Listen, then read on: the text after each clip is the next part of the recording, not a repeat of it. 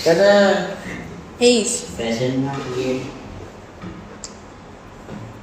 Hi guys! Welcome to my vlog! Parang Hi mga Inday, samahan niyo nga kami ngayon sa PNGB kung saan nagbebenta sila ng mga gold jewelries at makikita niyo yan sila sa Cavite. Ayan nga guys, binigyan na kami nila ng food. Grabe ang bait ng mga nagtatrabaho dyan kasi pinakain nila kami tapos inaaya na naman kami sa taas para kumain. Ayan na nga mga Inday, yung mga videographer namin. Tas feeling na sa showtime sila, kasama nila yung masayang bodyguard nila. Ayan na nga mga Inday, naglalakad na kami papunta sa taas kung saan makikita natin sila Ate Sashna at yung CEO ng PNGB.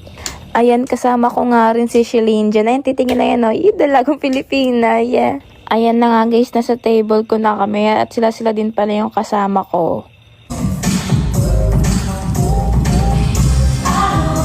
Kami, sabi ko, no, we cannot start. We need to wait our friends from the industry, di ba? So ngayon, di ba? Alam nyo, hinihilabutan ako at nai-imagine ko talaga na ito pong we are witnessing the contract signing for Miss Sashna and of course our CEO and COO of PNGB.